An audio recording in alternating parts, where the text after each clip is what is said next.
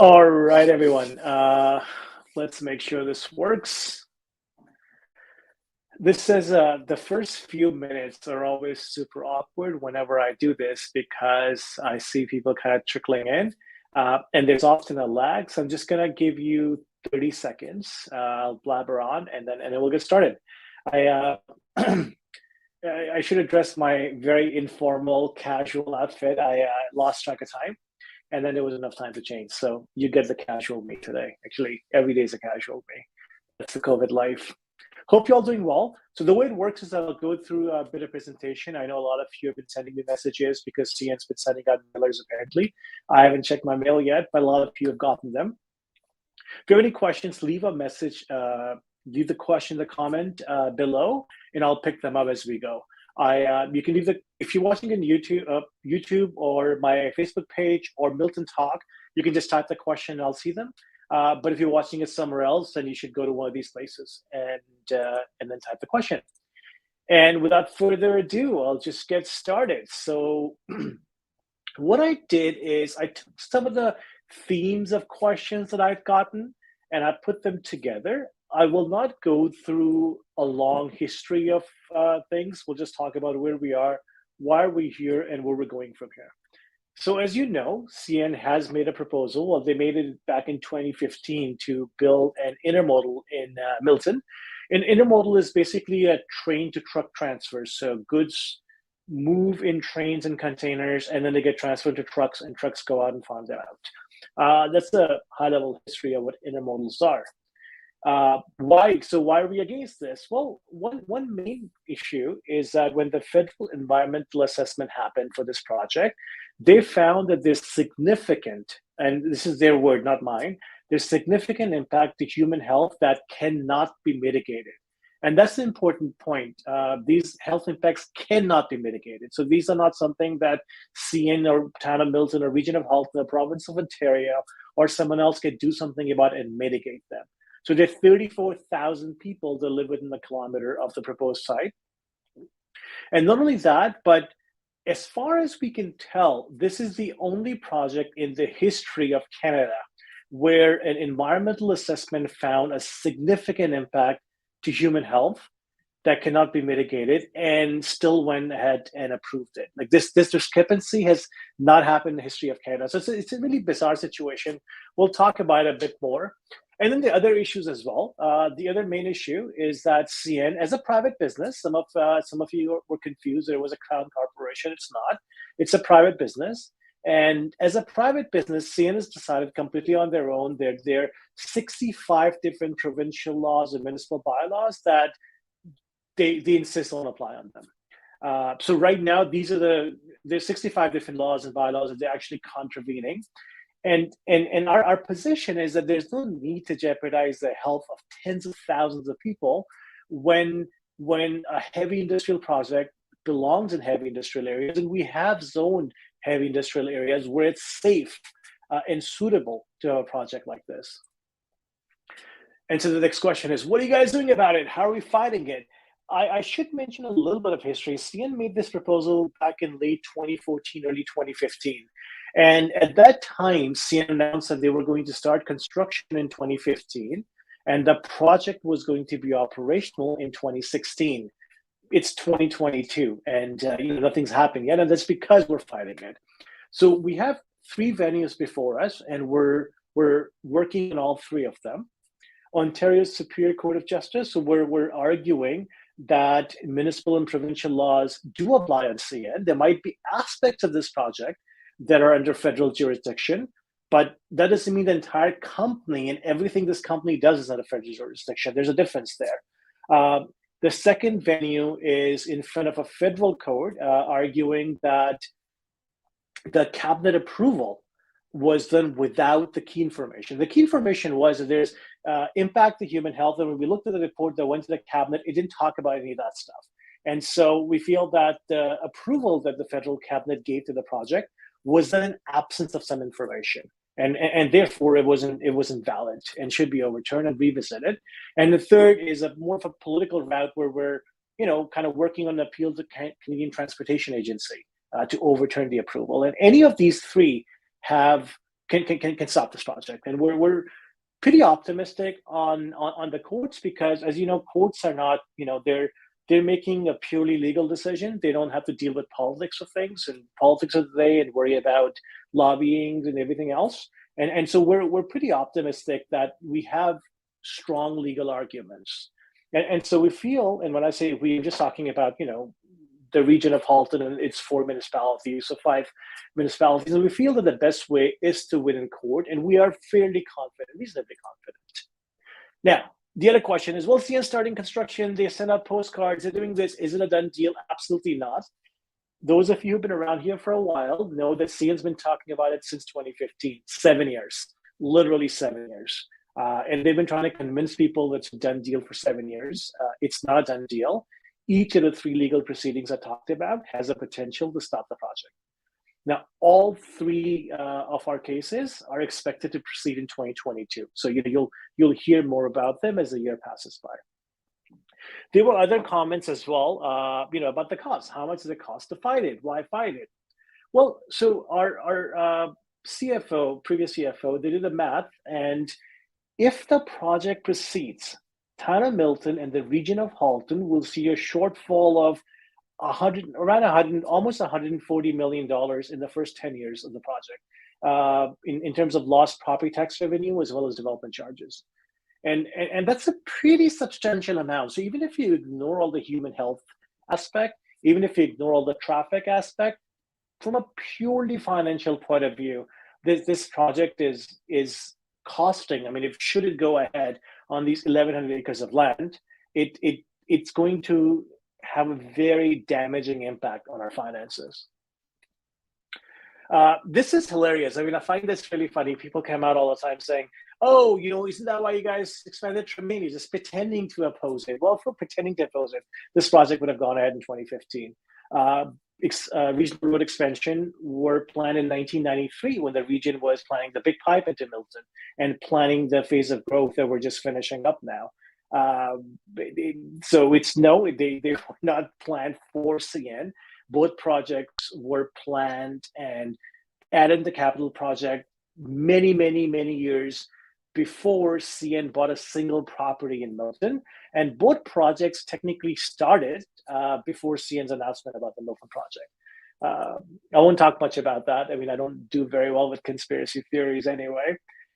So the question comes up, why did the federal government approve it? And I'm not going to speculate on that, but the fact is, and it is a factual statement, that the approval request that went to the cabinet actually did not include information about the direct and indirect significant, and this is a key word, unmitigable effects on human health. So the federal cabinet rather, was asked to approve something in absence of this information. We're on it. Isn't it NIMBYism? Absolutely not. I mean, this is a word that anytime you criticize a project, people accuse you of NIMBYism. Heavy industrial projects belong in heavy industrial areas, not in residential areas. It shouldn't take much to say it, right? Steel mills are very important for economy. We don't build steel mills in the middle of, next to a school. Power plants are hugely important for economy. We don't build power plants next to a park. CN intermodals, and these intermodals are hugely important to economy as well. We build them in heavy industrial areas, not residential areas. The current CN intermodal in Brampton is around Dixie, and you can go see it. It's in a heavy, heavy, heavy industrialized area. We have an CP intermodal in Milton that most people don't know about because it's in a suitable industrial area. That's where these projects belong. Now, one of the other, I would just say propaganda. I don't know why I use air quotes. I mean, definitely propaganda by CN is that, the federal approval has 200 different conditions on the project and they'll keep it safe. No. Number one is that the worst impact that the environmental assessment panel identified cannot be mitigated. So these 200 conditions are not mitigating those impacts. They're unmitigable. They're trying to mitigate some other impacts. And the second is that CN claims that municipal and provincial governments have no oversight over CN. So who is going to enforce these conditions? Because it's really a bylaw officers that will do most of them. It's provincial agencies such as Conservation Halton and other agencies that enforce these. But CN is saying, oh, no, we don't answer it to you. So who exactly is enforcing these? Federal government doesn't do these things. The other, and this I found really funny. This person, this individual, who otherwise was big on, we must not grow, we must protect all areas that are green. They were okay with CN saying, "Oh well, some developer was going to come pay more anyway." The answer is no, absolutely not. Every other business, every development, every resident, anyone who wanted to do anything anywhere in this land would have to comply with all municipal and federal laws. That's a fact. CN is the only company that says, "Oh, we don't have to put up with laws." Everyone else said. So the statement is incorrect because no matter what was going to happen, they would have to go through an approval process. They are conservation land that goes to CN land that CN is violating. The conservation Halton wouldn't allow anyone else to do that. CN is ignoring a natural heritage system and does not conform to it. Nobody else will be allowed to do that. So no, CN's proposal is not like any other development. It's not. I mean, it's very different. The other argument, this is coming straight from CN. CN did a presentation. We talk about how intermodals will take trucks off the road because goods will now move through trains and not trucks. Well, CN presented no evidence that it will. Absolutely zero. From our reading, this is not what's going to happen. The way intermodals work is that they supply a region. GTA is already supplied by Brampton Hub, and what it seems to be happening, what seems to be the direction, is that this project will just take load off Brampton and migrate these trucks that are going into Brampton now and bring them to Milton to pick up goods. It's not a single region is generally not served by multiple intermodals. That just doesn't happen. Lastly, economic growth, and this comes up all the time. Well, isn't it good for the economy? Isn't it good for jobs? Well, CN is itself claiming that this proposal would produce 130 jobs. Even if you model, low density type employment use of this land, in our calculation, this area would produce thousands of jobs. And so CN's proposal is producing thousands fewer jobs. It's not even good for the economy or local economy, at least. And this is the part that really ticks me off. What CN did, and which is brilliant from CN's perspective, but it's really sad from our environmental perspective. The environmental assessment happened on the proposal CN has on the table today. CN's proposal is using a small subset of the land they own. They own 1,100 acres. According to the current system we have in Canada, CN is now free to pursue expansion without any oversight. Let me rephrase this. CN doesn't have to go through another EA to triple the project. So CN is claiming, 1,600 trucks a day, 24 hours a day, 7 days a week. Well, CN could triple that with absolutely zero approval required. And that's a problem. That's what I mean by when a private company cannot just come out and say, "Oh, your laws don't apply to us. We'll decide which laws we follow and which we don't follow." That's not for a private citizen or a private company to decide. So to summarize, and I'll take your questions. Let me just see. I do have some questions. Why do we oppose this? It's a threat to human health that cannot be mitigated. The threat to environment, and there's no oversight. There's massive loss of revenue. There's loss of potential jobs. So I should be clear. I can't edit this. I'm not saying there's loss of existing job, but there's loss of potential job because that land, if the land was used for absolutely any other use, it would produce thousands upon thousands of more jobs in this proposal. More greenhouse gas emission. It's bad for the local economy, and it's impossible, if CN's argument were correct, to force CN to comply with anything. So CN could, in theory, be running the operation in the middle of the night with lights and noise and dust and pollution and everything else, and there's nothing we can do about it. CN can go into a national heritage system, cut down all the trees, redirect the waterways, and there's nothing we can do about it, according to CN. So there are a whole lot of reasons why. I hope that this gives some high-level summary of why this is a bad idea, of why we oppose this, and why we're fighting to stop this. So before I take your questions, next step, we don't want to ask that you should contact your MP, your MPP, To be fair, though, the provincial government has been on our camp so far. They've been a good partner in this project, in this opposition to CN's proposal. But do contact your MP and MPP and your federal minister of environment and your provincial minister of conservation and parks, and let them know what your concerns are. Let them know that it's not okay for a private company to unilaterally decide, pick and choose what laws apply on them and what laws don't. With that, if you have any questions, type them in the comment. I see a few comments, so I am going to change the view and start going through them. You're welcome, man. Why has CN started work? So if CN actually starts work, I don't have details of what CN is doing in the area, but the process in this the next step would be for us to go take them to court and get a stay order, right? So just freeze this until the courts have made a decision, because CN voluntarily is not going to do anything. Like, CN's argument is that municipal governments and provincial governments don't exist as far as CN is concerned. And so it's something that courts will have to step in and stop CN, and we're on it. We are. Alrighty. Well, I'm going to read the comment first. I'll leave the comment there, Stacy. There's no question in there. If there is and I'm missing it, let me know. Thank you, Giles. I see a bunch of comments coming up. I don't see a question so far. So we might have a short session. But if you do have a question, let me know. What I do want to remind everyone, and there are close to 100 people watching. Hey. Yes, I will. Just some questions just popped up. Alrighty, can you clarify the loss of ID part? Yes, Daryl, absolutely. A property tax system is weird, right? Property taxes are calculated, and development charges too. They calculate in square footage, right? So I have a 2-story house. The home builder that built this house paid development charges as a single family home. CN, most of its operation is not happening in a built facility. They have 1,100 acres, but they'll have a tiny little office, and everything else is happening outdoors. There is no property tax coming from it. There's no development charge. Development charge is a provincial system, and CN is saying, look, provincial government, you don't get to regulate us. Only the federal government does. So you can't have any rules on us. So CN doesn't even have to pay development charges, according to their argument.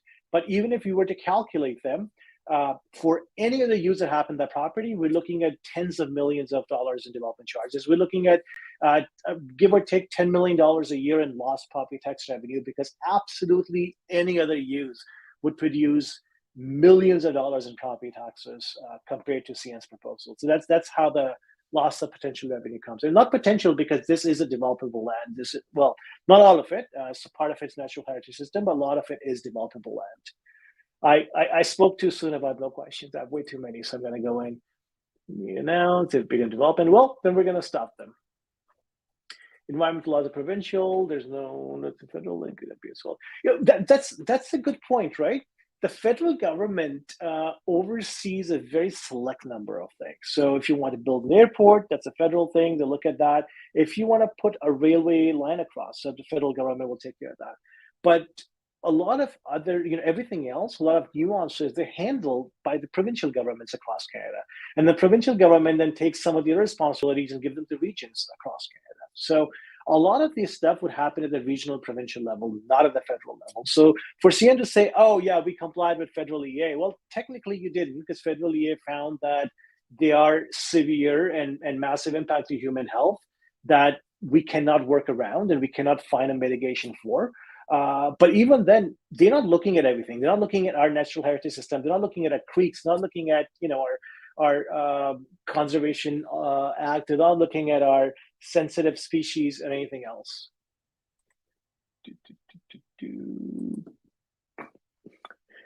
This area is, you know what? I knew somebody's going to ask me this question.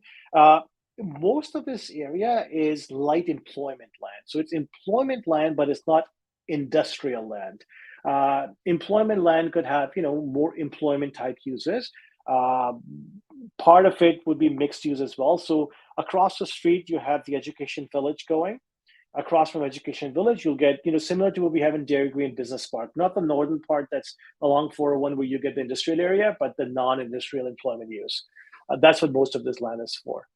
How much is it costing us to find this? Is what I think the cost question was from you. It's costing us far less than what it would cost us if we were to lose it. How about that?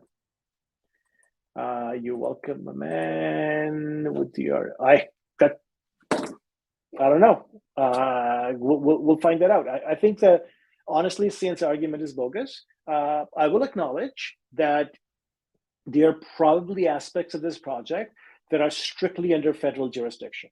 But what you can't do is a company cannot say that I, as a private company, am under, federal jurisdiction, and therefore I can do whatever I please, and none of the provincial and municipal laws or bylaws apply on me.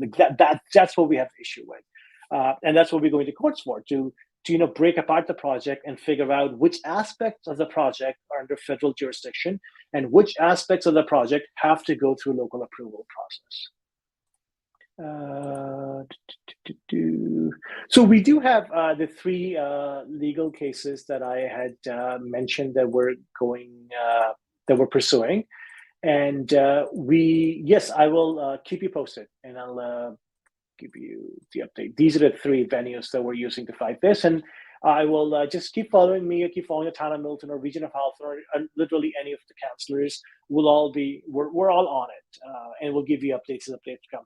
Unfortunately, when things go before court, and it's really the region of Halton that's taking the lead on it, and I am a regional councillor. My ability to talk openly about things gets diminished because technically things I say can be, used, and I don't want to be subpoenaed in court, and I don't want something I say to be used against us. So I'm choosing my words carefully here, but you will get the updates as the updates. Wrong removal. Where were we? Yep, we were here. How does it impact the housing? I'm going to tell you a true story. Back in 2010, I thought the housing market was hugely overvalued and there was going to be a crash, and home prices have almost tripled since then. So what do I know about the housing market? I wouldn't worry about it right now. Let's take the worst case scenario. Let's say that this were to happen. We would then try to figure out how to mitigate the impact, but I'm fairly confident, and when I say we, I mean our legal advice that we're getting. We're fairly confident that we actually have a solid legal argument against CN's argument, essentially, and that's what's going before court. And what pleases us is that in our justice system, we don't have to worry about. It's not going to be a political decision. It's a purely legal question. It's a legal question. It's a legal question before the courts, and we'll make a legal decision. And we're optimistic. You all can, sir. Oh, thanks, Ev. Long time no see. Well, I haven't seen anyone for a long time.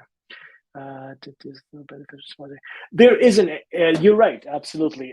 And to be clear, though, and it's something that's important to repeat, we're not against the project. What we're against is, well, the location. The location is wrong. It belongs in the right area. But really, ultimately, what we're against is the concept that a private corporation can come into a municipality and say, "Oh, as far as I know, you guys don't exist." I'm actually sitting in my basement. I had to get an approval to build this basement. You guys, if you have to finish your basement, you expand your driveway, you build a deck, you go through a permitting process. Why should CN be exempt from it? I don't think they are.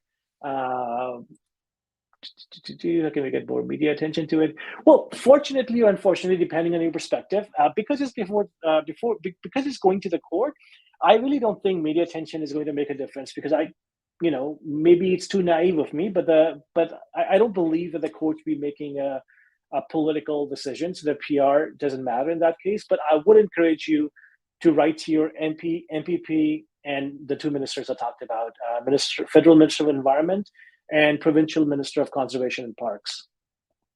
I'll actually post it. Alrighty, let's keep going. Question. So Faizan, is it okay if I take this question a little bit later? Because I want to focus on CN. I'm going to star it and come back to it. Oh, sorry. So I should share something. I'm just clicking the comments and they show up. I don't read them before they show up. So please don't put anything inappropriate in there. So if anyone's being built, if anyone's a plan. Oh, yeah. So the plan is, as I mentioned before, that we are going to be, I don't know the legal term is, seeking an injunction, a stay, whatever. We'll be asking the court to put a stop to it until they have made a decision. Delivery details, if some can be operational. So Mark, I don't know how CN is saying a bunch of stuff. Like I said, CN said it will be operational in 2016, and the date keeps getting pushed forward. I just realized that my COVID beard is basically my permanent beard now. Anyway, I digress.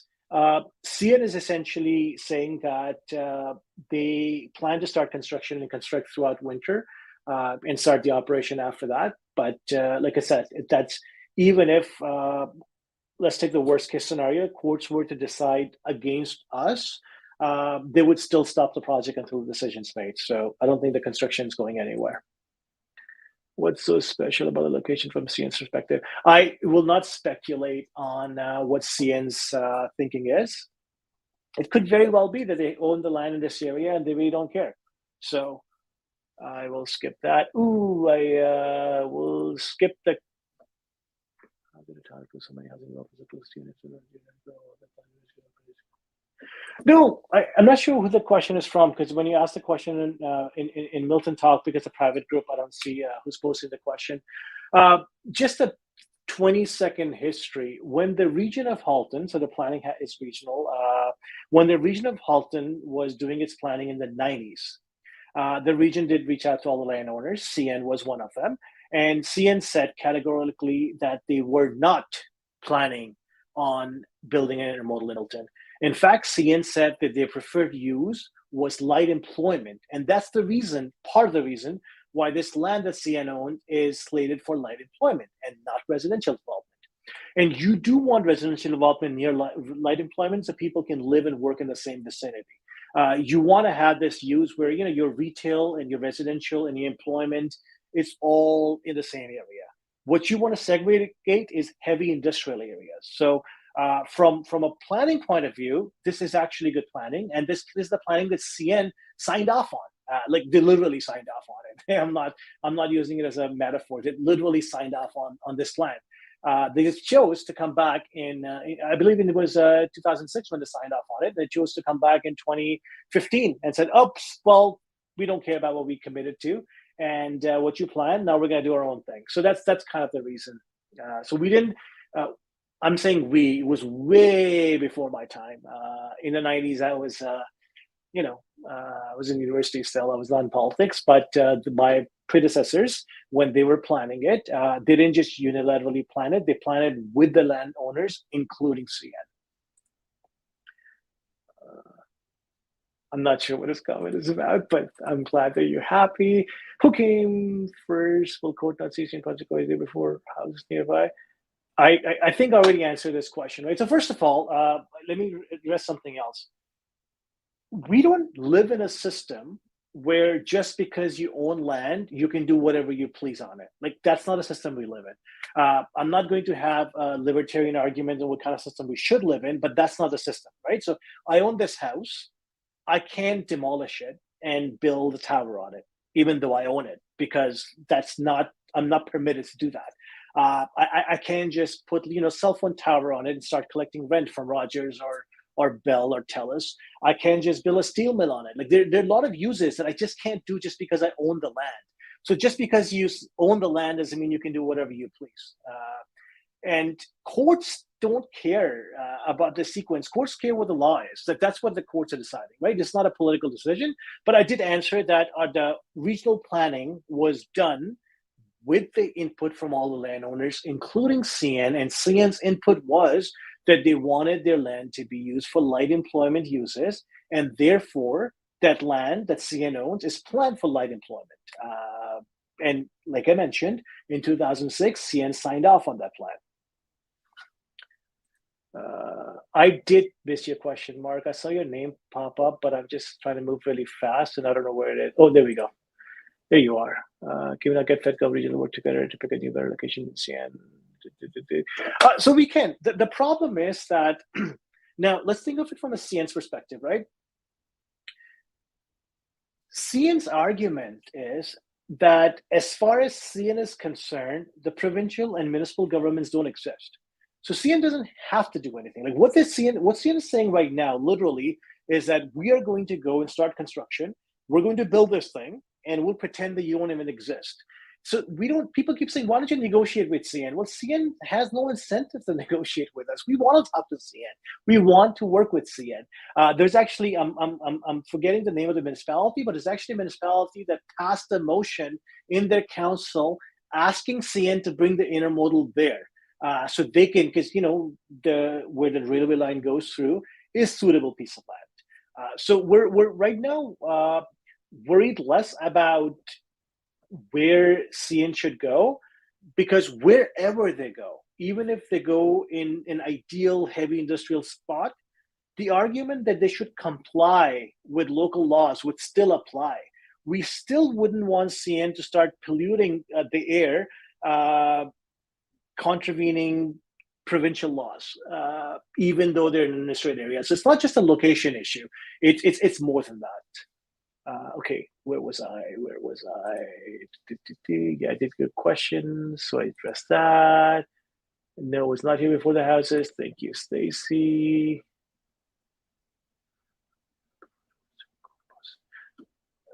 Oh, so court process. I think the question is, when does the court process start, right? So I talked about that. We expect the court to take on all three of our appeal we expect our appeals to proceed in 2022, this year. That is our expectation, unless something weird happens. We do live in weird times and weird things are happening.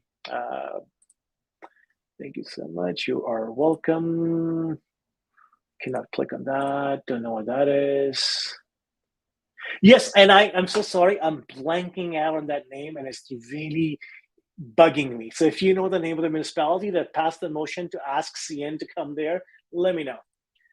But I should mention that even if CN were to go there, they would still want CN to comply with their bylaws and laws. So that question still needs to be resolved. The court still needs to decide which aspect of CN's business is federal and which aspect is like any other business. This whole weirdness that if you start a business today to compete with CN, you have to comply with all the laws that CN is contravening. We found 65 different laws and bylaws that CN is breaking right now. But you can't do that. So how do you compete with CN? Like, it just doesn't make sense, and that does need to be addressed. Where does CN Madame agreement that most, if not all? I'm not sure what this question is about, and I'm not sure what's part of your house needs, Amar. I'm sorry. Let's give them an incentive. CN related. All right. Why did the federal government approve the? I won't speak for the federal government. I will also not throw them under the bus. So if I were being completely neutral and impartial, I would say that when we looked at the report that went to the federal cabinet, that report did not contain the finding of the environmental assessment, the federal environmental assessment, that found that there are severe impacts to human health that cannot be mitigated. Why did it not include? I don't have the answer to that question. I don't know. And that's one of the reasons why when I mentioned the three things, one of the things is that we are going back to Clean Transportation Agency and saying, hey, you need to overturn the approval and go back and revisit it with full information, because you made a decision based on impartial information. Because if there was no impact to human health, then I can see why the federal government would say, oh, I know Milton doesn't like it, but it's good for everyone else. Let's do it. But as I mentioned before, and I'm going to put that in writing, as far as we can tell in the history of this country, in the history of federal environmental assessment, no project has ever been approved despite this finding of likely to cause significant effect on human health, except for this project. And when it went for approval, this finding was not there. So that's something else that gives us some level of confidence. There's weirdness happening. Essex County. Thank you, Seth. I knew you would know the answer. Oh, Brent, Essex, the nearby. Woodstock, London. Oxford. Well, we've had 3 different counties. So Stacy is somewhat of an expert in this area. So Stacy's expert, Oxford County. It is Oxford County. Operate while you challenge them in court. Well, so I think CN will continue to build unless a court stops them. And generally in these cases, again, I won't use legal mumbo jumbo just because I don't understand them either. I'm not a lawyer, but courts do put a pause to things until they figure things out. And so I'm sure that their lawyers or paralegals or someone that knows legal terms better than I do, and they can tell me what it's called. But courts do put a stop to projects when there's a conflict until they've revisited it. So we do think that courts will just put a pause on this.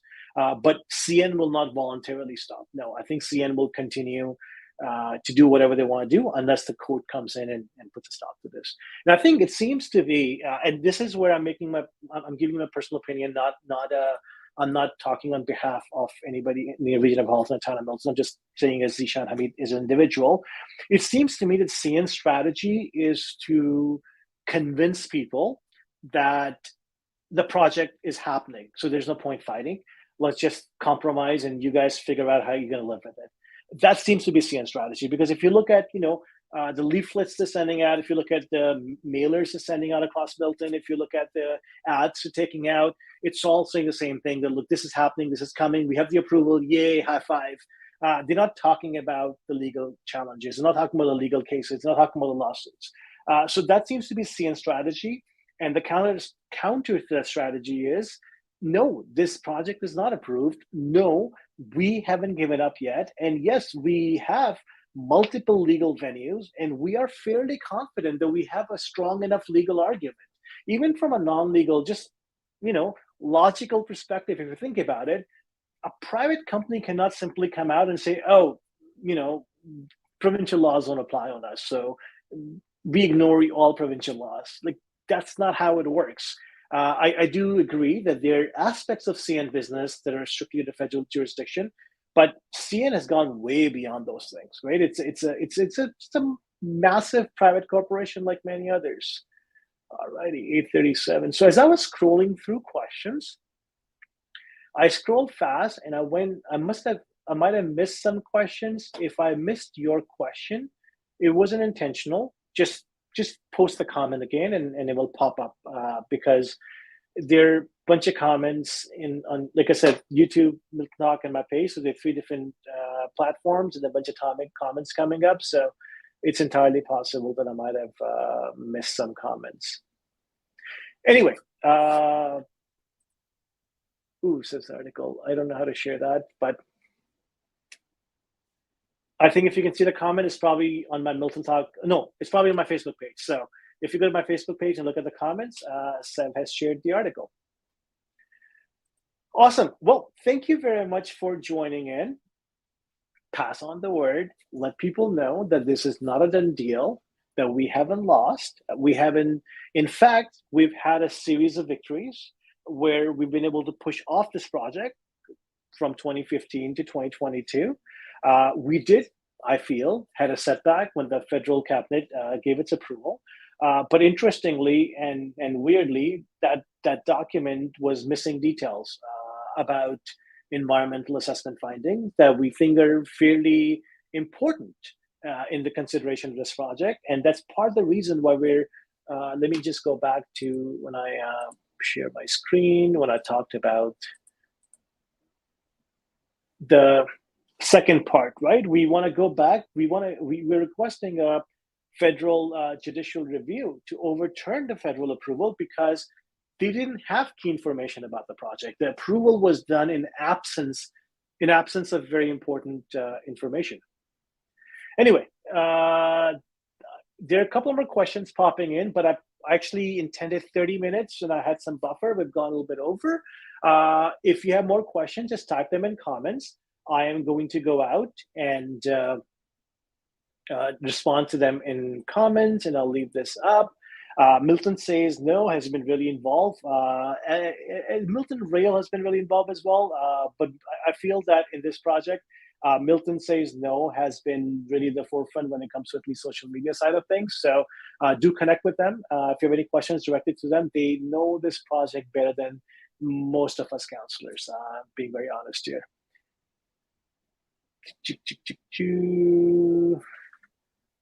Let me take one last question.